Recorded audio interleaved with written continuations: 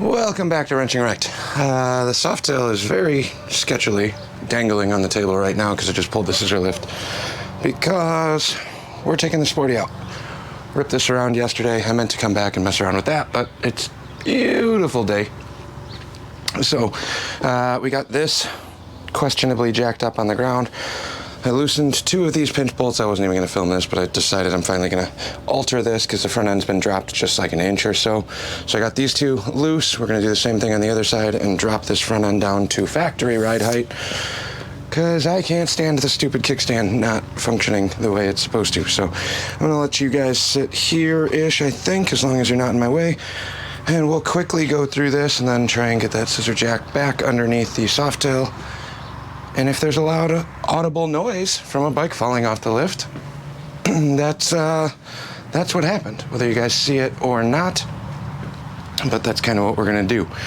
Then I know Dottie and I are going to putz around, go grab some lunch, meet up with some buddies, and rip around. So maybe she'll bring the GoPro along and take some back of bike footage.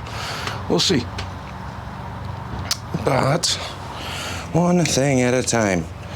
I also just tightened up the tank mount because the front one was a tiny bit, not loose, but it was a little on the looser side, which caused quite a lot of rattling, which is extremely annoying. Come on. So we're using some torque bolts here. Just loosen the pinch bolts a little bit. Hopefully this will kind of stay. This is a really sketchy way of doing things. I don't recommend it. I got the scissor jack barely underneath the front of the frame. Racking a Sportster is kind of inconvenient, in all honesty. So I'll come up a little bit more. Let's see if I can wiggle these tubes at all. I have to think of somewhere else to go. We'll be right back.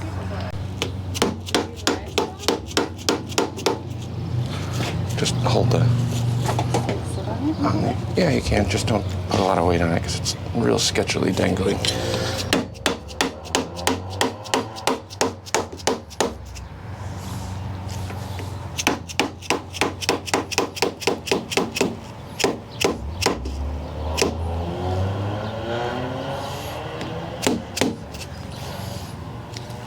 So we'll go till flush with the bolt cap, like that.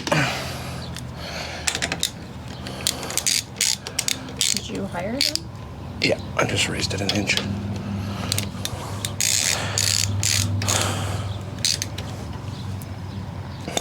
Tighten the gas tank.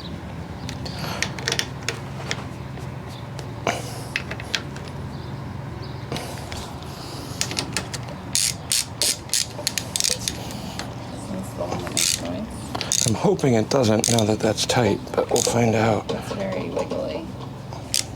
We'll tape it. What? We can put tape on it or something. I'd rather test it first.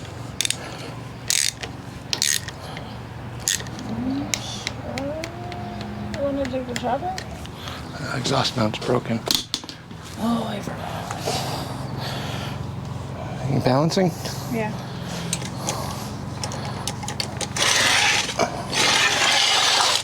Can you reach the kickstand behind you?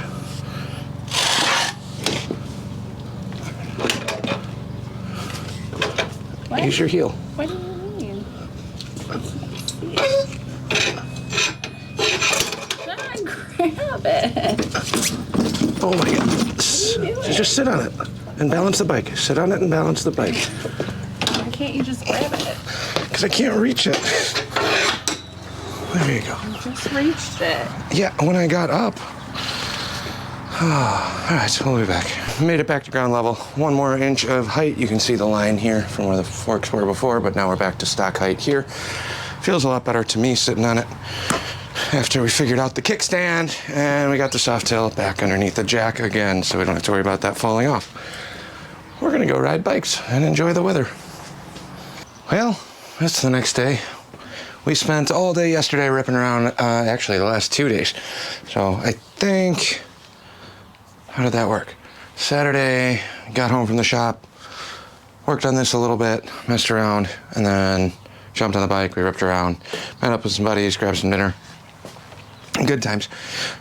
Beautiful weather the last 2 days, way warmer than it typically is in April, where I'm at in the middle west, in between Chicago and Milwaukee, but really good weather. And then Sunday, putzed around in the morning. I was going to come out here and start jamming on this, but I was behind on editing some videos, so I was doing that in the morning. I jumped on this.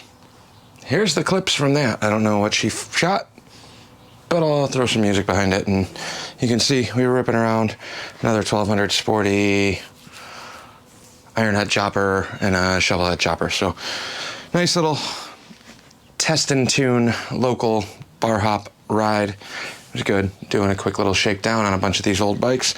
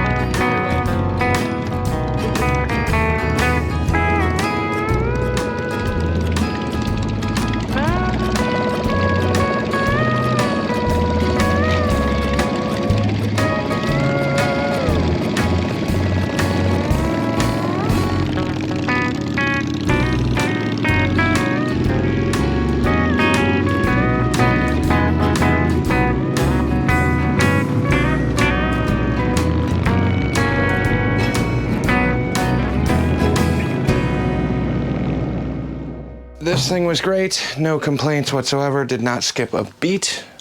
Almost ran out of gas though, hit reserve. Anyways, on this, where we left off, we got the throttle cable hooked up, the wires hooked up. I just got the brake light switch sitting over on the cooler over there. I don't know if I'm gonna dive into that one yet, but I think what I'm gonna do is pop this clutch, or the clutch release cover off, pull this. Not familiar with Evos, so I might make a big giant mess yanking this cover out, or maybe I won't. I don't know how much fluid's behind there. I'll throw a tray down and try and catch some, if not, well, some of it. Never catch all of it, but we'll pop this cover off. I do have new gaskets for this if we need them. Hopefully it stays intact and I'll recycle it, if it'll work.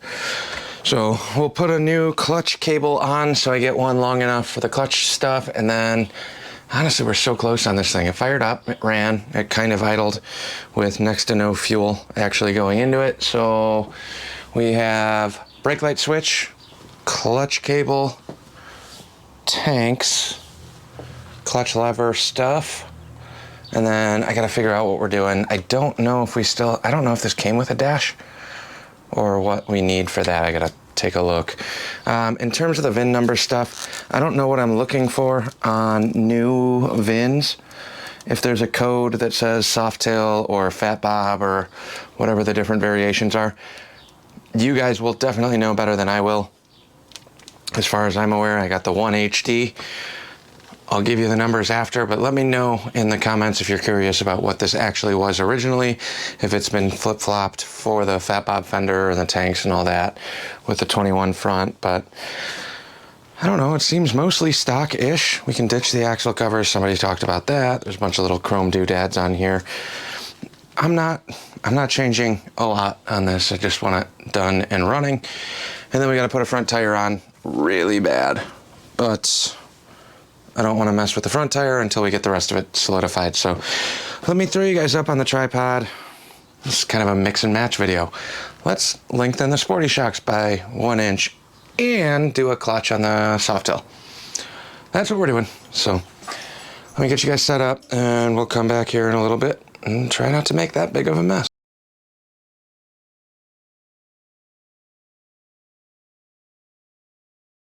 Okay, so I tapped a button, messed up. I had you guys set up over here, but I hit time lapse and it sped everything up. But I took out these 6 bolts on the cover. All of them were fine except for the lower one on the exhaust. There was just enough room to get that by. Just had to use the impact and kind of pull it all the way out and ride it along the bottom of the pipe. So that's probably scratched, but I don't really care that much. We got a dog dish underneath, so we're draining a little bit of fluids right now. And pull this kind of split. I'm gonna let these just drain. I'm not really in any crazy rush to take this apart. Try and get some of the oil out of this cover, and then we gotta pull that snap ring and ram plate and start putting that back together. This is the first time I have ever done one of these. Kind of makes sense in my head. And if you don't check out Hippie's Chopper Corner, give him a look up. He's got that little Evo Softail chopper that he's kind of messing around with. I know he had this cover off on his, so I saw that video. It definitely helped in terms of giving me a little bit of guidance. I'm not going into this completely blind. Done a couple of these. I've done 1 or 2 bar extension swaps for other people on twin cams and things, which have been fine. But yeah, now I'm just gonna let this drain for a little while and kind of wait. See how much fluid I can get into the dog dish instead of all over the bench. So we'll let this drain and have a beer and enjoy the sunshine for a minute with the dogs out front. Then when we come back, we'll start digging into taking this out. So basically we gotta pull the snap ring, pull the ramp plate, pull the clutch finger, and unthread the clutch on this side. Figure out which cable we're gonna run after that. Okay, so the clutch cable on the top side is already disconnected, so I'm just gonna fish this through completely. Like so. There we have it. And now we can just work with this on the bench here. Kind of tucked down underneath a bunch of stuff. I really gotta clean up in here again. It's funny how that works. Did that last week, had it nice and clean in here.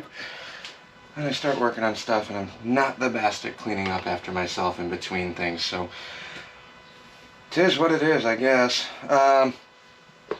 What we're gonna do is I'm gonna try and get a little bit more length here. I don't think I need to pull the snap ring. I don't know, but we're gonna give it a shot. If I can get enough slack in the cable, we might be able to leave the snap ring in. So let me grab a 9/16 wrench. Trying to take less apart right now. So, clutch cable, 16ths and ½ inch. Split those. Just like that on the little jam knot. And then, if I can get enough slack on the cable, I might be able to free that clutch cable from the clutch finger without any extra work. If not, we'll just pull a snap ring. Not that big of a deal.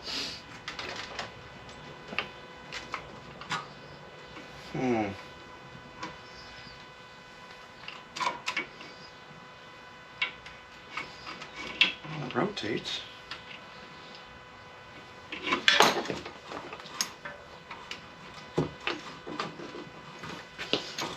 on, give me all the slack in the world.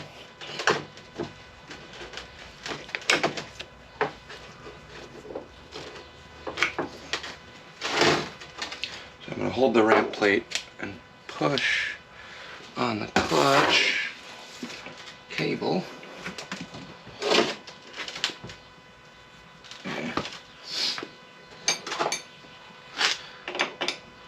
gonna try and unthread this from the housing, but I don't know if that's gonna make it worse, better or worse for me.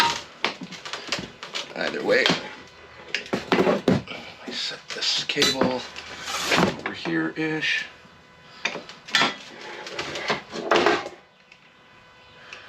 And we'll separate this and then I'll grab a hold of the actual cable here. Once we get this out, ooh, clutch cable tried to knock you guys over.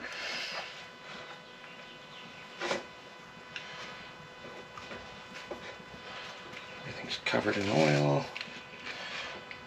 Alright, so we got the fitting out. And I should be able to just kind of grab this cable. I don't know if that's going to make it worse. No. Screw it. Let's just pop that snap ring rather than fighting it.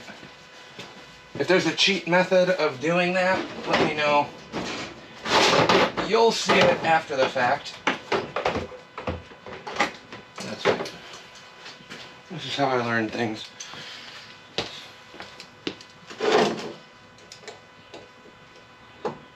These are set up the opposite way of what I need right now.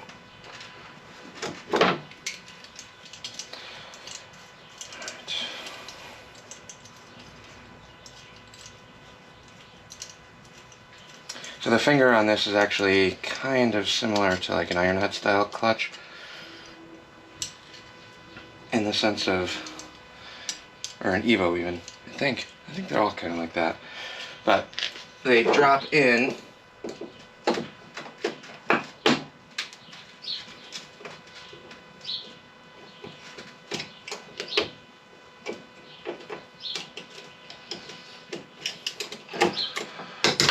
so there's the snap ring, and the ramp plate just comes right out. You got 3 ball bearings in there. That lets me separate this, push forward on the clutch hub, and then our finger comes out. Take your cable out. I'm going to leave this right on the ground for now, and we're just going to grab the new one. Drop this right in without changing anything else. I don't know if that was the best view, but it's pretty straightforward. You got your ramp plate, and then you got your clutch finger ramp plate. This rides on the balls, so when it pulls, it rides up on the ball, returns. So that's what we're going for, but now we need the new cable here. I'm going to move you guys back just a minute while we thread this back in. I'm going to put that ramp plate back in so I don't lose any of these balls, and then I'm actually going to steal the gasket, the O-ring from the old one, because I don't think I have a new one. It would be good practice to replace that. While you're in here, I didn't even know that that existed. So we'll grab the O-ring, and we'll hold the ramp plate, and then we'll basically twist the twist the cover onto this cable. Holding the ramp plate so I don't lose all the balls. Missed. You can also twist the clutch cable in. I don't know where I need to be. So you can twist the clutch cable into the longer the cable, it makes it a little bit more difficult to kind of get that started. To me, it's easier to switch the plate. Just want to make sure you're going in straight at least.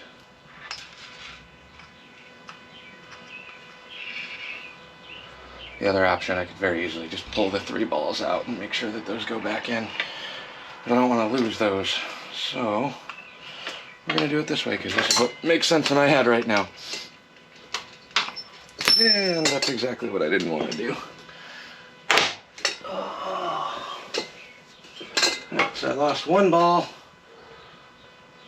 2 balls. 1 here. That's what you really should have done from the get-go. I knew better. I said it. I ignored myself. I'm just going to drop these onto here. Grab the last one too. Now they're back on the ramp plate. Hey!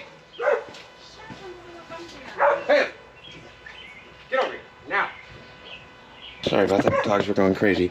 Pulled the balls in the ramp plate, set those there so I don't have to worry about them falling out now. And then we will keep twisting this in now. Don't have to worry about parts falling out of this. The gasket looks like it's in pretty good shape, so yes, you should replace it. Do I have them? Yes. But we're gonna go for it. See if that bites me in the behind later. But we got our clutch cable threaded back in, so I just grabbed the 9/16 on the base. Snug this down, like so. So we are good there. Now, what I'm going to do is drop our balls back in. These are already greased, so I'm not going to sweat that too much. Sorry, allergies are getting me. And we'll drop our ramp plate back on.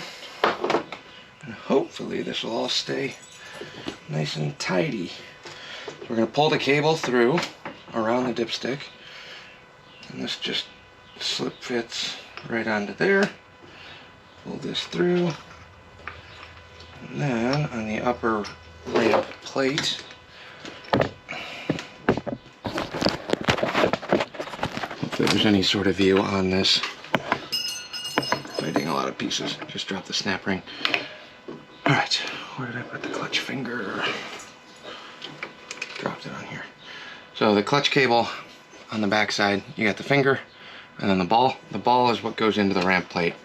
So we're going to drop this onto the end of the cable like this, and then I'm going to set the finger onto the clutch first.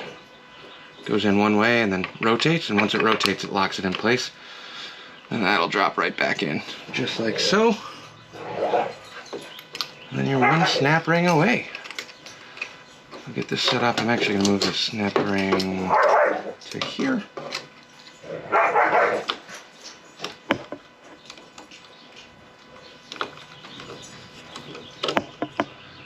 don't know how much you guys can see. Let me bring you around to the other side.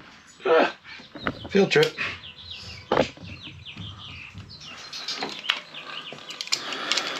Alright, so clutch cable's in, ramp plate is in. Big snap ring pliers. Catch your grooves. Like so. Then compress.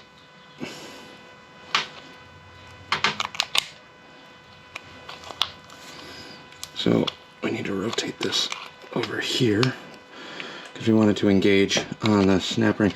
So I'm actually too far right now, so we gotta come up just a bit to there on that side, and then I'll usually just take the snap ring tool or a flathead, work it around, make sure that it comes up, and we're fully engaged in the slot right there, which we are.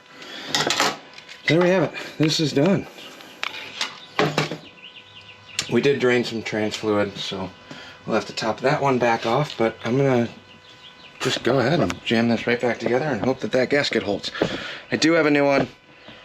We'll lose a little bit of fluid putting it back together, but as of right now, that should be okay. And then routing on this. I'm gonna go right through the frame. I'll show you guys that in a minute. But I do have a little tab on this frame. I'm not sure if it's for the clutch cable, but it seems very convenient to utilize and use. I'll show you guys that in a minute. I'm just gonna get this up and over for now. This is probably longer than what I actually truly need. But I like having options. So on this, there's a little bracket on the frame right there with a little square cutout. If that's for the clutch cable, great. If not, and I'm doing this totally wrong, let me know. I like learning new things. But as far as I can tell, that looks like a pretty good spot to run that. There is a dowel pin on the front of this cover. We're going to utilize that. I'm going to throw 2 bolts in here, just get them threaded so we can kind of get this started. I'm going to start with this top corner one.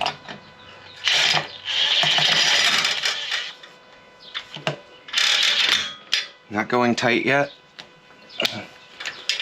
It's actually tighter than I wanted. But just get them kind of snugged up and then work that over the dowel pin. And those two should hold it in place. So we'll jam the rest of these bolts back in.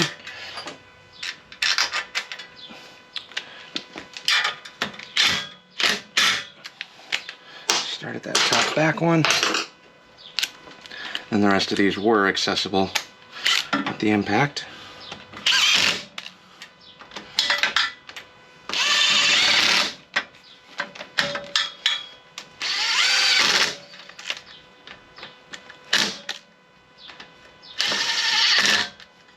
So get them all snug first, and we'll tighten them down. Kind of cross pattern.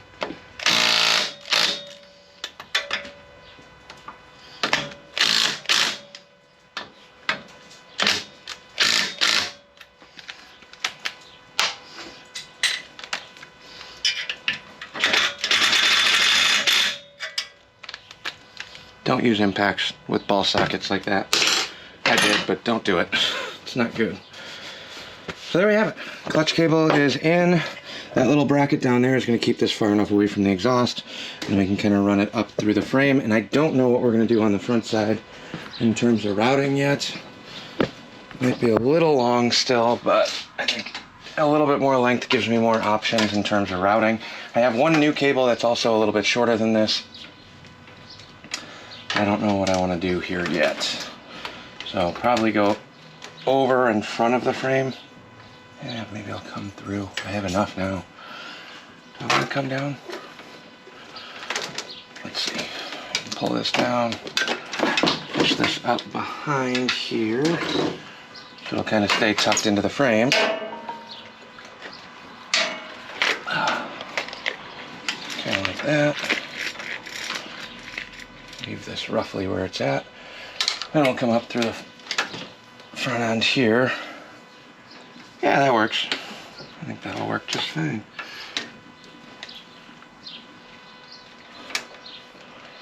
Then we'll come up and over. And this will drop in. Something just like that. So I might go above these wires, actually. That'd be a little bit cleaner.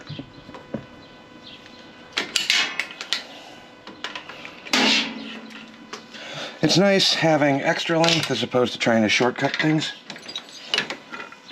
because now I can kind of run this and lay this out where I want it. So we can come right in through here, across there, and go through the frame. Let's get all sorts of fancy. Let's see what we can do here.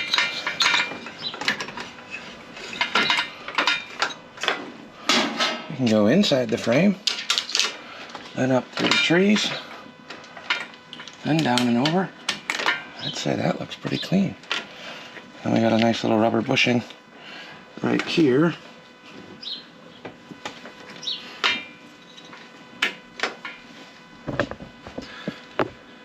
Okay, so and this will be pretty much it for now. Clutch cable's coming down through the bracket in the frame, behind the pipe. I have no issues with this trying to come over and melt on the exhaust. Then we go up behind the regulator, up the side of the frame,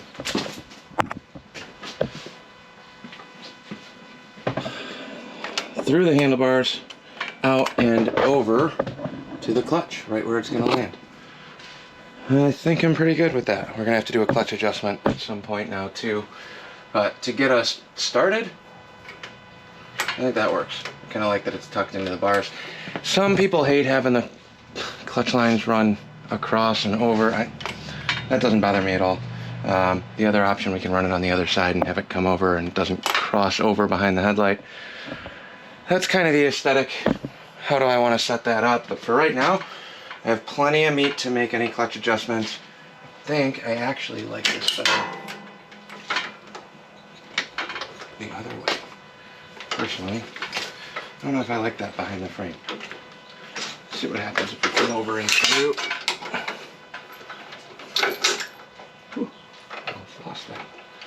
microphone. Don't mind it coming through the trees, but I think I kind of like it better over here. Gives me a little bit longer of a clutch cable. Or do I keep it on the other side and run it up and over? Do that too. We got plenty. So, here's kind of what we're looking at, but new clutch cable's in. We can also run it, instead of going over across the frame here and coming up this way, I can keep it on this side, come straight up and through, and then over. Maybe that's cleaner.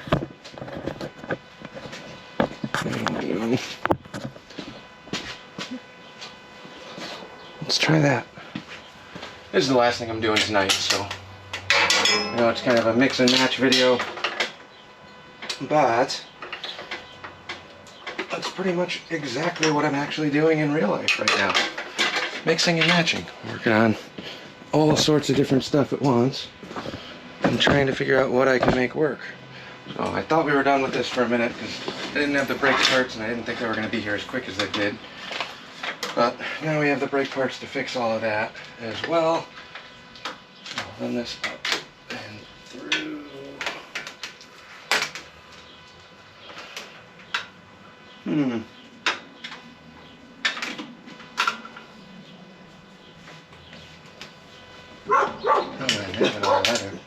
I think that's actually probably the cleanest.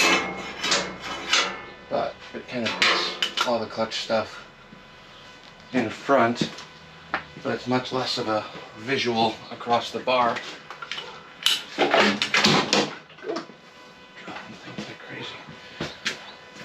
don't know. Do I want this over here for the adjustment? It's a little long, it's a little floaty. Do something like that too. We'll zip tie something down here. But one way or another, we have plenty of cable, plenty of meat to make the adjustments. So I'll keep playing mock-ups on this for a little bit. The dog's ready to go in because they're barking at everything.